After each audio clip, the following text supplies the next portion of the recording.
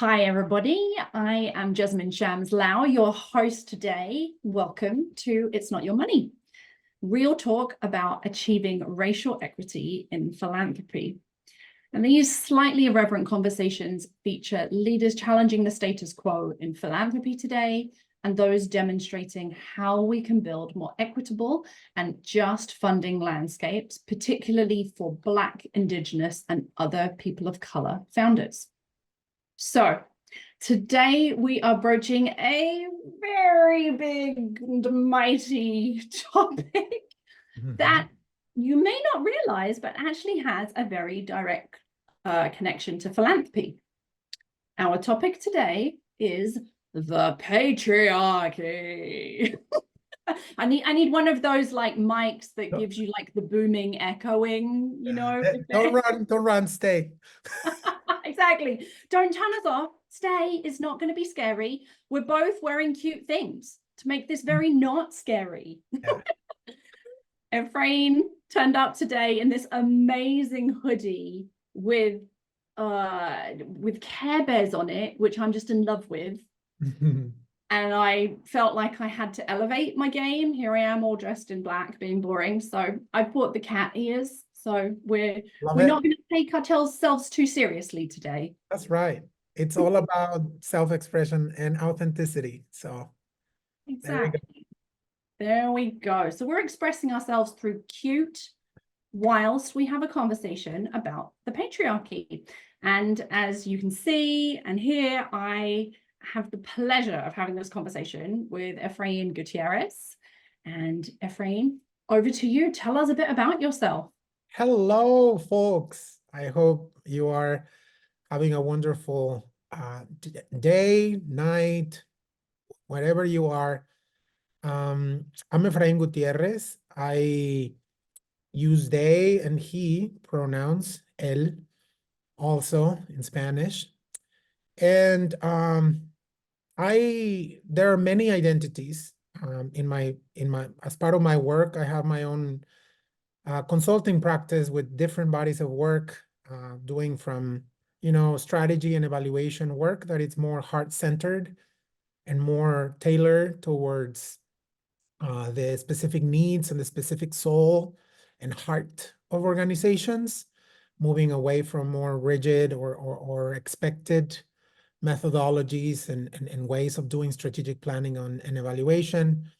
I'm also a member of Freedom Dreams in Philanthropy, a community that is calling philanthropy to move from centering in just the problems into the world and the world that we want to see, that we want to live in, and that we deserve. And I'm also doing this new body of work related to masculinity, healing men, and the patriarchy. But the identity that I want to share with you today that I think is particularly relevant is my identity as a poet. And I don't mean it just because I write poems, but because, as Audre Lorde tells us, and I'm paraphrasing, poets or the work of poetry and and poems is to name the nameless so it can be thought. And I think when we are talking about particularly the patriarchy, which is a system that is so inherent and it's part of everything we do and everything sometimes we think we are, it is necessary to go to places or to ideas that are not common or might not have been thought for us. So I also think that poetry is one of the only places that historically has allowed men to express feeling in the Western world. So even if men were very they had to be all of these things, very strong, ever perfect, then poetry or music, song has been a way for men to still being able to tap into that part of their humanity. Right. So I wrote a poem about this and it's about poetry and about how it allows those who were raised or socialized as men Just practice feeling. And I'm going to read it to you right now, if you don't mind. Amazing. So the title is Poetry, Where the Macho Becomes Man. License to feel, to say without saying, to be worthy just for being, to create, to convey. Oh, precious poetry, feeling's refuge, suspended machismo, licit conduit with the mother, alternative to the labyrinth, paz. Oh, precious poetry, temporal return to the womb, shelter from daily distrust.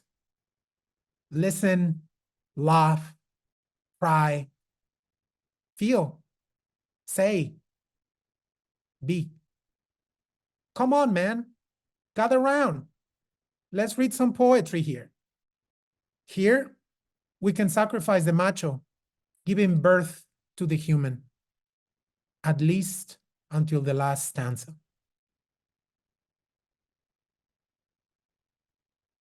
And that's it. That was amazing.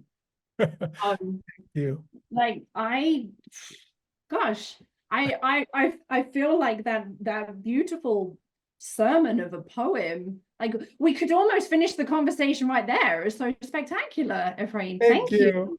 Like it was beautiful. I was taking notes because there was some really evocative, of course, poetry, really evocative lines in there, and I hope we'll revisit those in the conversation. Yes.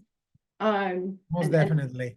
I feel very vulnerable when I share my poetry, so thank you. Well, I feel like that was a joy, and our listeners are getting a treat today. So thank you so much for sharing that with us. It's a great way to introduce our topic. So before we like really dive into the specific topic of patriarchy and masculinity, as you know, because you've been on our show before with Shara, one of the things that we remind people listening through our title and through our opening question is that when we're incorrectly labeling the money in foundations, donor advised funds as still belonging to the founders of those vehicles, then we act like the money and those vehicles still belong to them or belong to them. They didn't ever, which perpetuates the concentration of power. So all of that to say words influence who holds power. So question for you again, what shift in language would you like to see us make, Efraín? One that will help us diversify power. I was thinking deeply about this, and I think both for philanthropy and just in general to be able to have this conversation, I think the invitation I want to make is for us to be very specific about naming things clearly outside of specific constructs that we might preconceived constructs that everybody understands. Let me tell you what I mean by this. Please. I think one of the most powerful tools of the patriarchy is the binary. So, because what it has done is that it has made us think that whenever we're defining something, everything else is outside. And that creates those issues with us even being able in philanthropy to talk about, to speak and discuss with nuance. So is it trust-based philanthropy or is it strategic philanthropy? And there's nothing in the middle, right? So I think that when my invitation around language is to be very specific. For example, in evaluation, when we're thinking about the impact of an organization, there is this idea of the question sometimes we ask, this is a question that is very common in philanthropy. What was the impact of our work?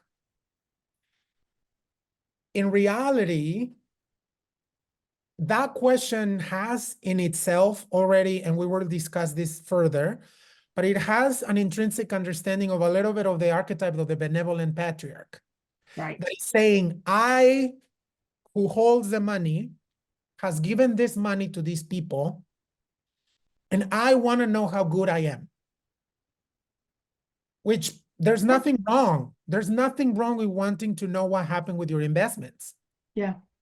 But what is really helpful is to know what happened with the funding.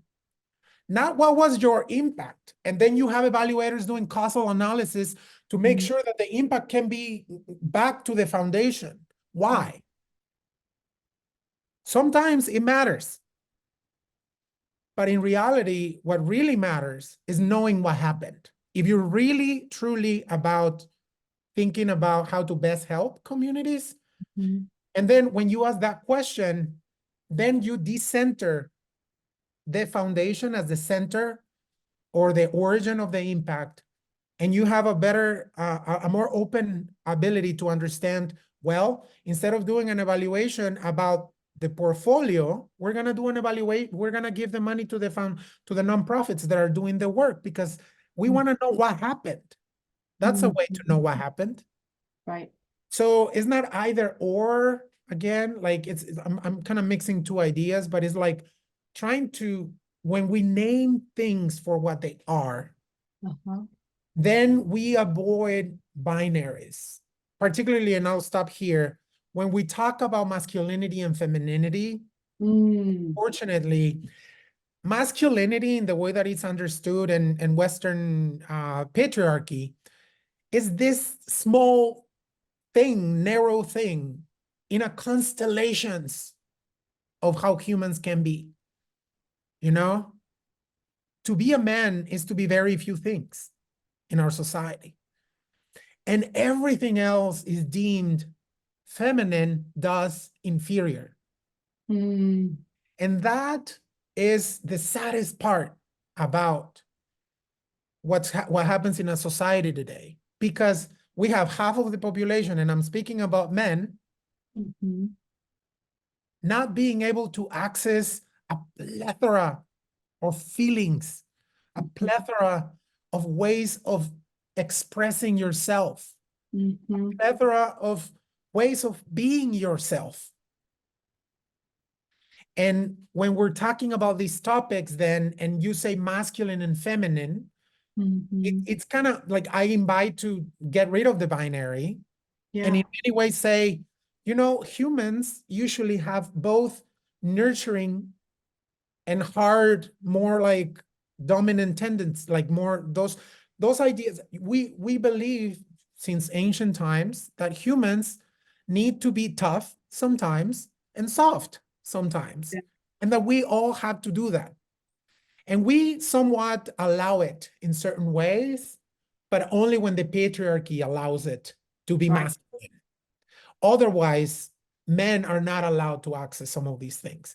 So I like to talk about these things as hard, and you know, you can use different language, or nurturing and soft, but that staying away from also saying men patriarchy. I also like separating that and saying, I'm going into the conversation, so I'll backtrack there, but Okay.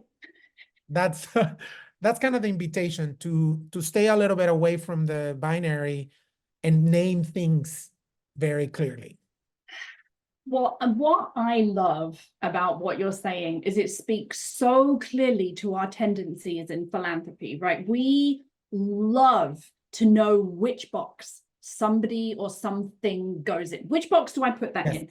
Which rubric do I put that through? Which framework do I put that through? And it starts with this binary thinking and labeling of, are you a funder or are you a nonprofit? Are you the giver or the seeker? You know, and it sets up the power dynamic immediately, just with that. Which box do you go in? You know, are you the donor or the doer? Do you contribute money or do you contribute impact? And never the twain shall meet.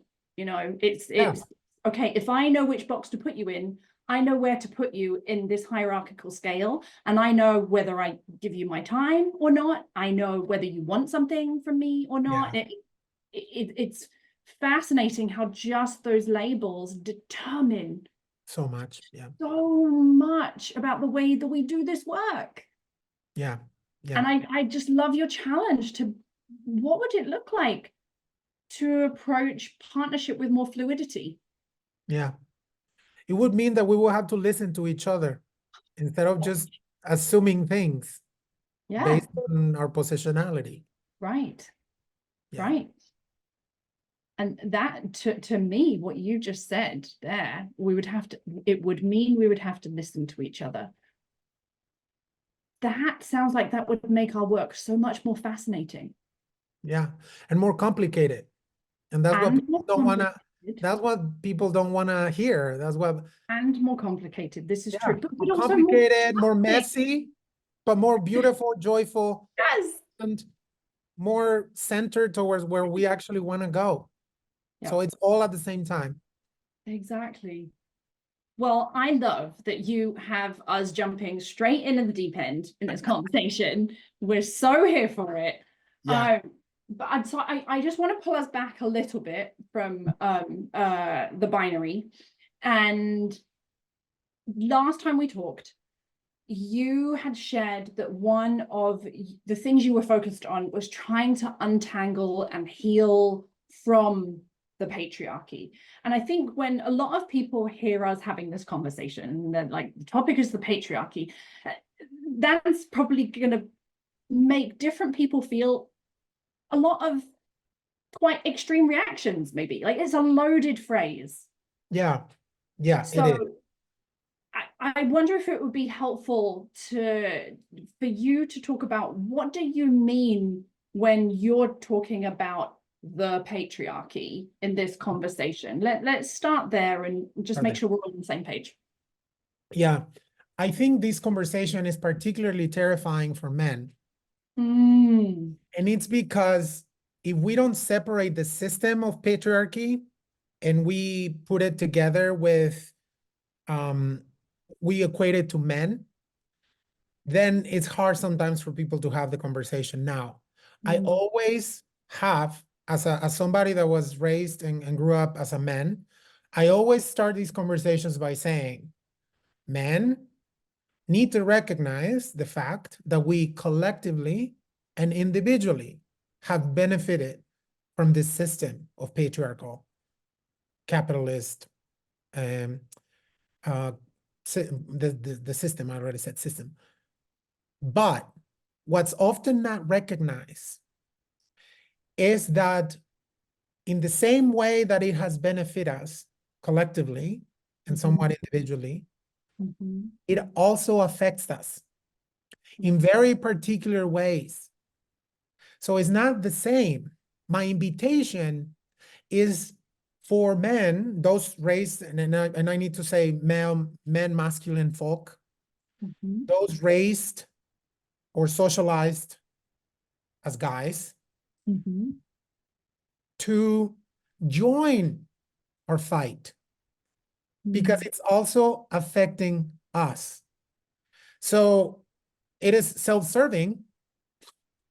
We should just be joining because other people are oppressed.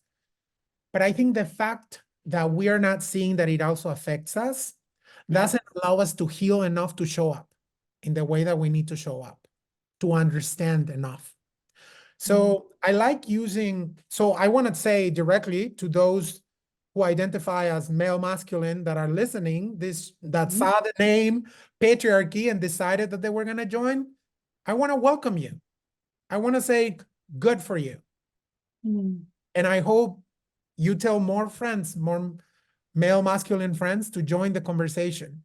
I think women have been having this conversation for a long time. Queer folk have been having this conversation, and it's time for us to also have it. And it shouldn't be that scary. It's a system. So I want to invite bell hooks in the room. There couldn't be a conversation about the patriarchy without the bell hooks. And her definition of patriarchy is really helpful to understand what I just said. So she says that the patriarchy is a political societal system that insists that males are inherently dominating, superior to everything and everyone deemed weak, especially females, and endowed with the right to dominate and rule over the weak and to maintain the dominance through various forms of psychological terrorism and violence. Mm. Anything deemed weak, which is almost everything. Almost all of us. Yeah. Yeah. Being human is being weak, you know? Yes. Sometimes, and sometimes strong, and it's a, so I think that's the definition I like to use. And that goes directly into how philanthropy was created. And we will Yeah. get there. But I think bell hooks, what is interesting is that if you just take patriarchy as the word, it's just, you know, the rule of the father. That's not what we're talking about here. We're talking about this Western system. Right. So bell hooks used to say imperialist, white supremacist, capitalist patriarchy. Because she wanted to make sure that this patriarchy that we're talking about was set in a specific global context of class, a context of empire, and a context of race. And that helps us see it more as a system and not as, what do you mean? So now, again, the binary is like, no, what? Like, we're going to be ruled by women? Like, oh, it's like, I wish, but that's not what we mean. What we mean is an invitation for everybody to be free. It's an invitation for everybody to be able to reclaim their right to self-determination. And we can unpack that, but I'll stop because you were just asking about the definition. Please, no, that was fantastic. And I really love this concept that you were bringing up there around reclaiming, and that it is something that we all need to do, because we have all been socialized into systems that were shaped and designed by patriarchal governance, patriarchal deciders, patriarchal power, and this idea of being able to connect with our weakness, to own it, to feel it, to find value in it. Yeah. Like, this is fascinating. And I think on a personal level, as individuals, as humans, whether in masculine or feminine shaped bodies, but also when we think about philanthropy as well, like, we have such an aversion to the idea of weakness in philanthropy. Oh, yeah. Another way of thinking about weakness in the terminology of philanthropy is risk. Oh, we are in the business of risk mitigation, risk minimization. Yeah. Yeah. And so, like, the more we get into this conversation, the more I'm just seeing these amazing, obvious threads of patriarchal norms, Yeah. deeply embedded into our system of philanthropy. So that's what's coming to my mind. But please tell us, when you think about the connection between patriarchy and philanthropy, what are the things that you see as the connections or the way philanthropy has been shaped by patriarchy? Well, let's go back to Carnegie, right? And the Gospel of Wealth. And here is where I want to invite us to be able to practice holding a historical figure in its context more than 100 years ago. And say, these folks did incredible work. Yeah. And there are certain things that in the world that we live now, in the world that we deserve and that we're creating now, that's not gonna cut it. But that's okay. That was 100 years ago. Right. But even in the inception, if you read the Gospel of Wealth, there is, this is even paraphrasing, but there is a part when he says, the businessman knows better than governments and then the poor and the poor. Right. So it is noble Mhm. for the businessman to take care of these monies instead of give it to the government or giving it directly to the poor, because we know better. It's like the whole idea of the benevolent patriarch. Yes. The benevolent patriarch is an archetype of a patriarch that doesn't use, bell hooks uses, it's a patriarch that doesn't use violence as a means for domination, but still dominates. Right. And the second part of it, which I think is very tied to philanthropy, is the idea that the benevolent patriarch knows about how good they are. And that kind of doesn't allow them to really have a level of self-critique. Mm. Because together with the archetype of the benevolent patriarch, you usually have the good girl on the side. Mm. Which women are gonna, I don't need to tell you about the good girl, but for the sake of this conversation, the idea of the good girl or the archetype of the good girl with the benevolent patriarch is that the good girl it's gonna be rewarded by this patriarch as long as they behave well, they do good for daddy, they, and that, if you think about it, if you take it into how philanthropy works, Yeah. there's not like nonprofits kind of have to be the good girl. Absolutely. It's Yes. like as long as you feel like the way in which we have to treat program officers in a daily interaction, there is like there is this like almost like orchestrated way of having to ask for money. It's like you almost cannot ask for it because it's like it's almost like take offense, no? Like I just want to catch up with you. Yeah. It's like there is all of these good girl type, and I'm using the archetype but it can happen with, it doesn't have to be a girl, but fortunately that's kind of how it's historically that's kind of how yeah, I don't need to apologize. I'm using something that I think it's helpful. But yeah, I think that's kind of the connection. I think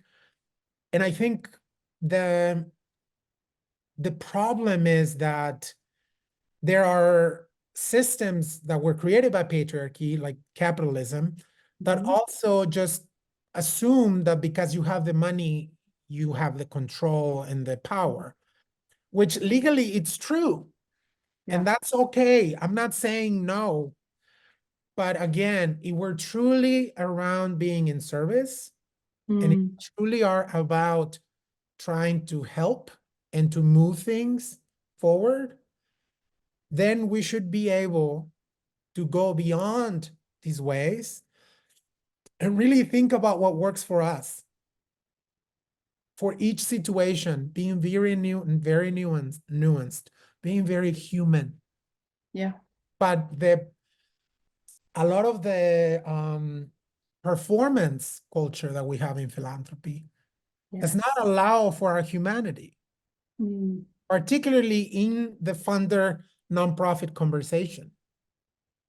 The power imbalance built by all of these systems make it hard for people to actually just be in a human relationship where people can say, "You want some water?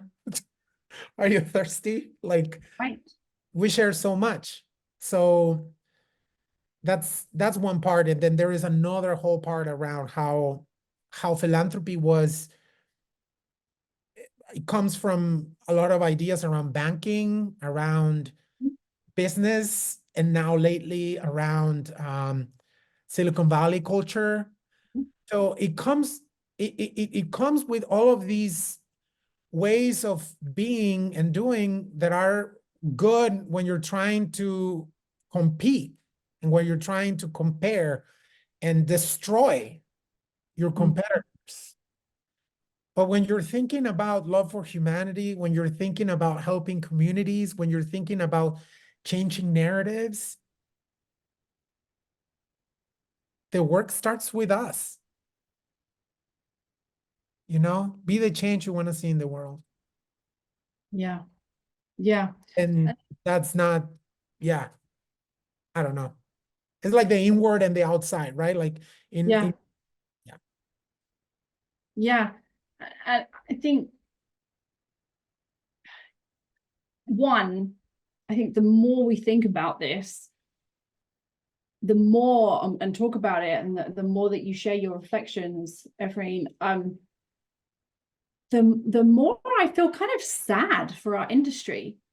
Gina, I don't know if that seems like a silly reaction or not, but I'm kind of like, wait, why are we this, when you look at it and see these connections with what we know does not work on an individual human level, in a small unit level, on an organizational level, like we know that there are better ways of doing things. And yet we have consistently reproduced these dynamics in trying to accomplish social change in our organization, on our funding organizations and our nonprofit organizations, and the way that they are in relationship to each other. And it just kind of, on the one hand, it makes me sad because I'm like, wow, we really are perpetuating everything that we know is wrong with the systems in the world. And my other reaction is, but that means that there's so many things we haven't tried. Yeah. Right? There's so much potential and possibility if we break out of some of these norms and unspoken rules that you've articulated, and instead say, you know, what does it mean? Like, how could we, you know, identify where the benevolent patriarch archetype is showing up, where the good girl archetype is showing up, and instead try on some new archetypes, you know, try on some new outfits, like mix them up. It doesn't have to be all one archetype. Let's try a little bit of this, a little bit of this, a little bit of this, and figure out what really works for this incredibly complicated and nuanced and ever-changing work of social change. Yeah. Instead of just putting on our, you know, our black suit that we go to work in every day, if I'm to continue with my bad analogy of clothing. So there's a lot of possibility to then recognize and name this and say, now I'm going to start looking out for where does my behavior show up as reinforcing patriarchal systems, and how can I challenge that? Yeah. So, sorry, were you going to respond? No. No, I was going to say, so then my question becomes for you, like, can you help us name some of those everyday actions that we take in funding that are reinforcing the patriarchy, and how you think we might be able to challenge those? How can one person acknowledge and name, okay, this is the thing that I'm doing that's reinforcing this dynamic, and here's an alternative that I could do instead, starting with small steps? Yeah, I share your, it makes me sad to share that feeling with you about like, oh my God, like this is kind of sad. I like to live in the world of invitation, and the good news is that it's so easy. It's so close to us. Like the revolutionary act that we're asking for is for people to be freaking human with each other. That's all we're asking for people to see each other in their humanity with compassion. Carol Gilligan, and this goes into responding to your question, second wave feminist Carol Gilligan, talks about, I'm paraphrasing, but there is like the ethics of justice, which is usually what the patriarchy and men are told to follow. Right. And the ethics of care. And when when we're kids, Carol Gilligan says that men are taught to say, I don't care. And girls are taught to say, I don't know, although they do. Boys care and women know, but we are told this idea of this, to follow these ideas. And the reason why let me bring it to why I'm saying this is because I think in philanthropy, we are still in many ways very on the side of this idea of justice.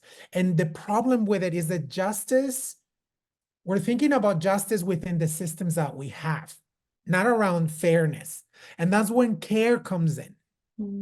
Because it might be just for you to, for example, treat your grantees the way that you do, in the way that we think about the relationship between grantees and funders. But if you get into the ethics of care, which is usually a more, and see how we're getting into binary, but it's usually more of a female, it's relegated into female constructs. Right. Then you say, what do these people need? How do I need to treat these nonprofit? How do I need to treat this person in front of me, independently of who they are? Yeah.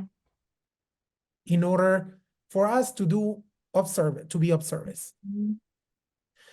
And that takes me into how it shows up in philanthropy, all of the perfectionism, the competition, the comparison, and the power plays that we all know so well. I'm going to look at the camera. We're all so tired. Most of us are exhausted, particularly women, because now they're putting into leadership positions with the impossible task of changing what nobody has been able to change for 100 years. But now they come with the right idea and they're being asked to change things in 2, 3 years or 5. But I really believe that the only way in which these things are going to change is if we really start to change our behavior. And for that, it's a lot of work. The work of getting intrinsic value from yourself instead of from what people think about you. That's hard work. And that's what might takes us into less competition and comparison. Because if you know who you are, then you are not that worried about what others think about you. And trying to move up and scale up and be the boss and all of those, then you can move with more ease in terms of what you want to do, who you want to be. That's the work of liberation. That's when I think about someone like my calling, that's my calling. To tell people in organizations that are listening to this right now, I know you're tired. I know your boss is just trying, like you're walking around their egos, male, female, and gender non-conforming. We all sometimes subscribe to this stuff, but particularly men, it needs to be named because it's easier for us. It's expected from us. But guess what? We are already doing the future. This conversation, our commitment to think about these things is already a manifestation of the future. I see it every day. I see it when I work with my clients. I see it with my friends who also work in philanthropy, who are saying enough. And in their little niche, in the way in which they treat themselves and their teams, we are starting to change.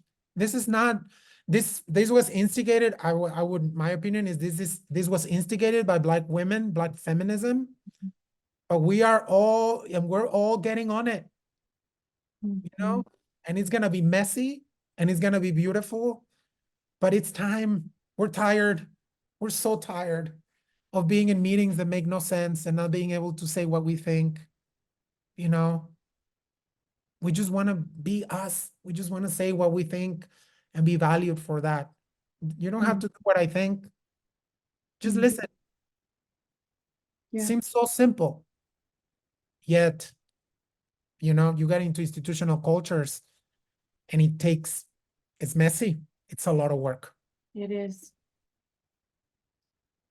But I think what you're describing, it's so worth that work.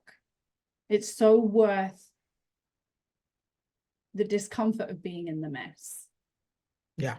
Because not only is that freeing for us as humans who are not seen as full humans in the current way of working, but it also then allows us to come together in a different way.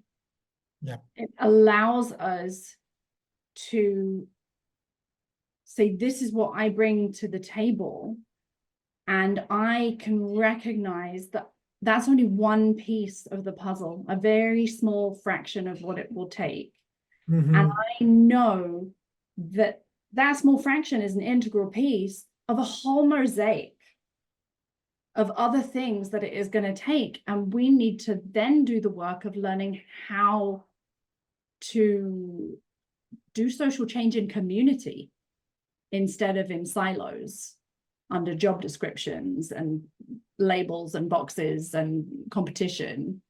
But to allow ourselves to show up in a new way to truly work together. Yeah. And I think that doing the work in a less lonely way, in a less competitive way, in a way that is really about creation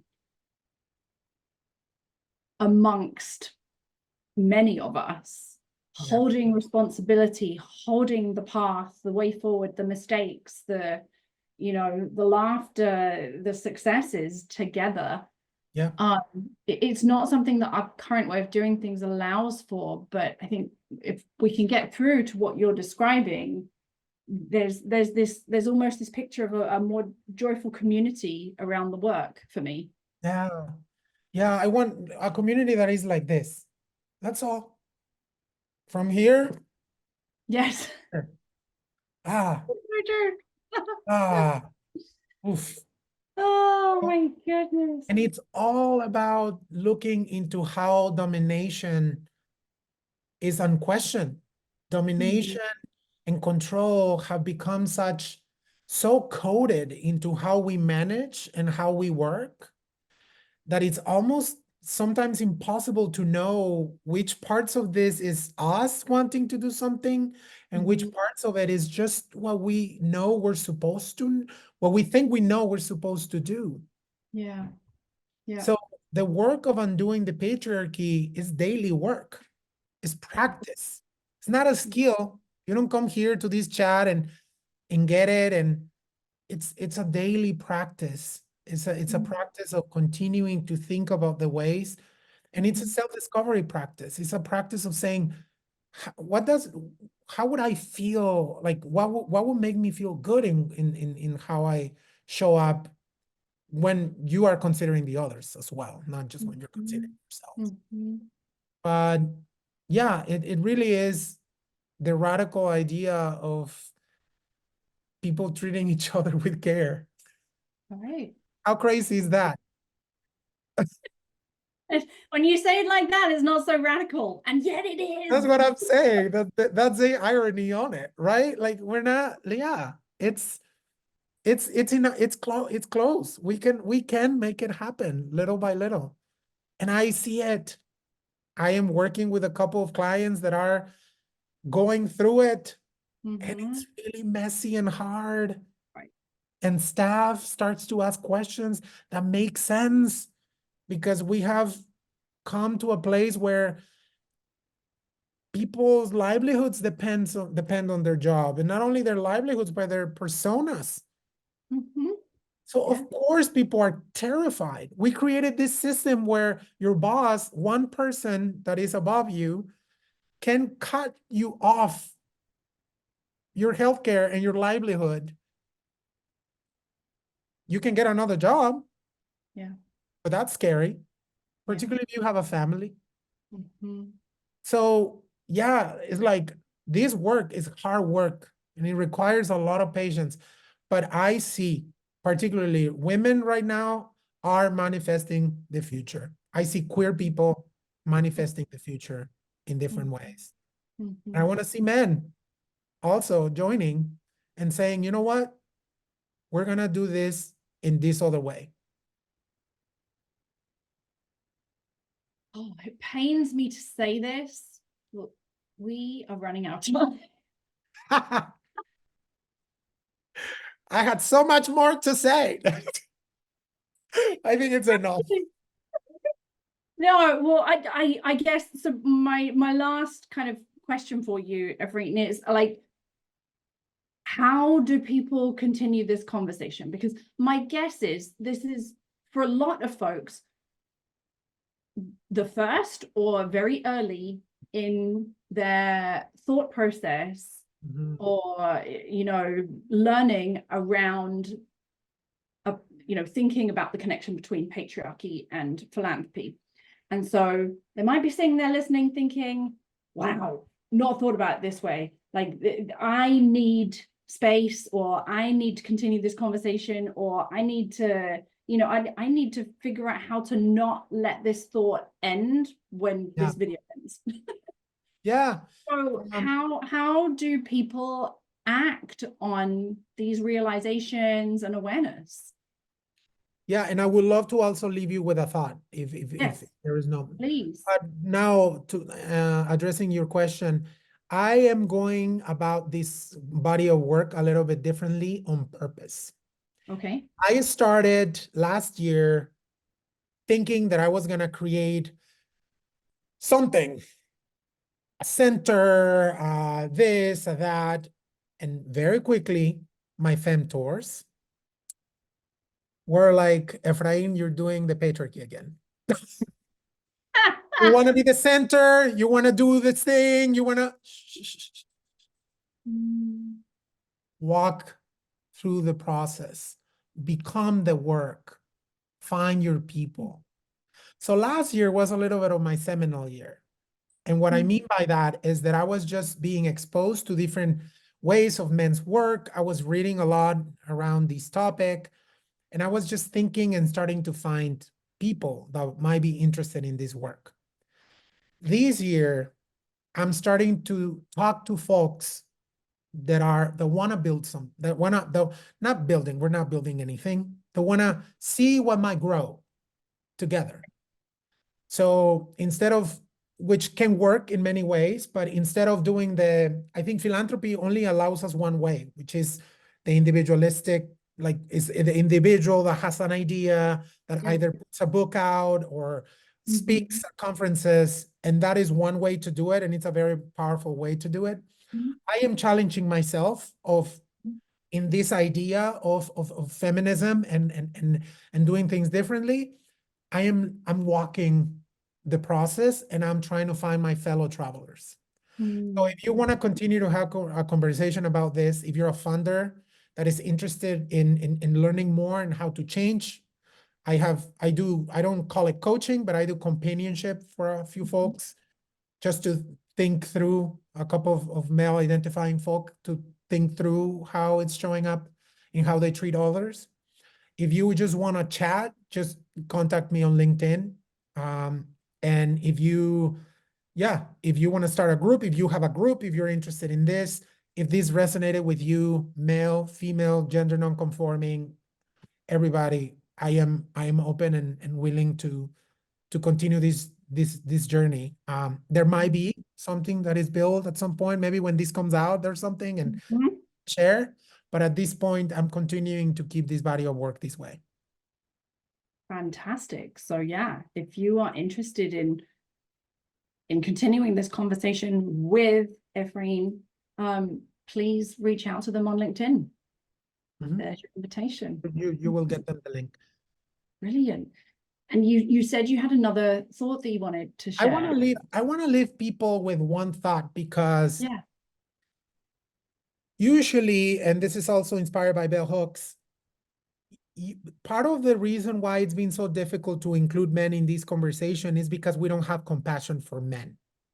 We usually think of men as the problem because in many ways we have been, but we should be able to hold different both and truths about the fact that there is a need for, as Bell Hooks says, loving men. And I have a little bit of a reflection, a quick reflection. I know we need to finish up, but a few days ago, I watched this comedian at Saturday Night Live say this joke that I'm gonna paraphrase. Shane Gillis, I think, who's, believe me, I was listening with a lot of caution, but stay with me. He said, my mom asked me, when did we stop being best friends, Shane? And I think she was right. You remember when you used to be a little boy? He said to the audience, you all remember when you used to be a little boy? You love your mom so much and you thought she was the coolest thing. Remember when you were a little gay boy? Every little boy is their mom's best gay friend.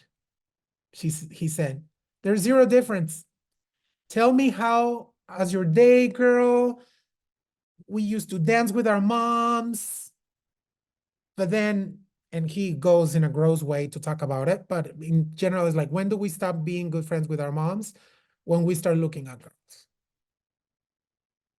or thinking about sex.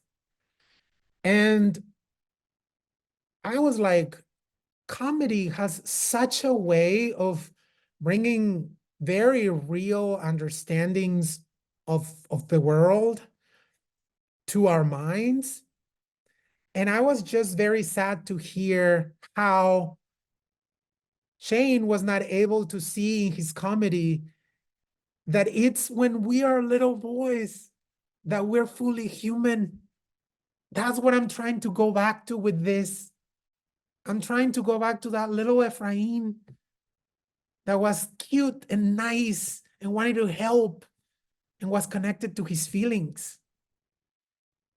And Bell Hooks reminds us that the first act of violence the patriarchy demands of men is not violence against women. The patriarchy demands that we engage in psychic self-mutilation. And she uses that violent word on purpose. We have to kill our emotional parts, the emotional parts of ourselves.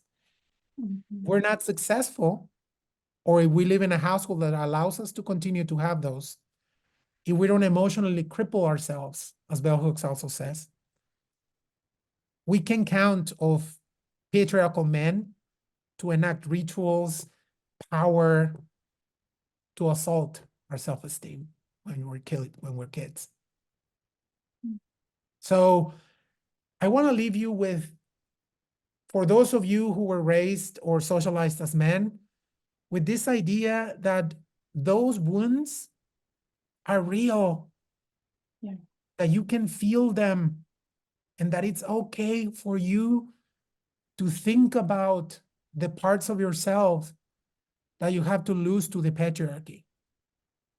And think about how can you, it's still part of you. Deep in there is there. So think about it. And I am sorry, it is traumatic for us. But on the other side, it can be beautiful to reconstitute ourselves, to be able to live in a way that feels more aligned to who we are. So I'll leave you with those thoughts. And if you haven't, and if you're interested, read, please, The Will to Change by Bell Hooks. It's going to change your life.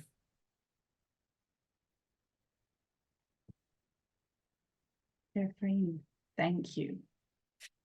What a wonderful, use this phrase at the beginning of our conversation, what a wonderful, heart-centered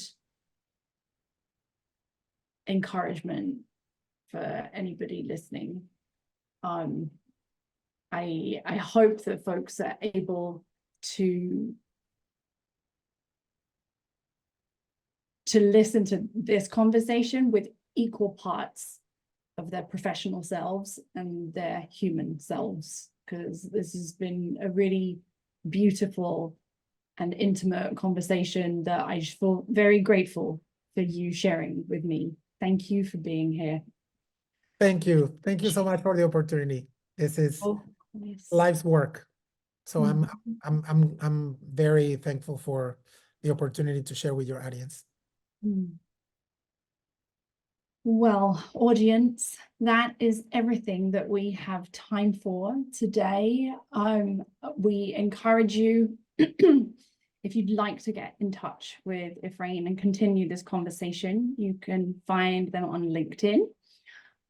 If you are interested in learning about the programs that Camelback Ventures hosts, we host a space for white identifying philanthropic leaders and funder leaders to come and go on a journey, learning more about what it means to advance anti-racism, racial justice within the organizations that they work in. Please come and find us on the Camelback website, the Capital Collaborative program. And that is really all we have for today. So just thank you so much, Efraín. Thank you to everybody for joining us, and we'll see you again soon.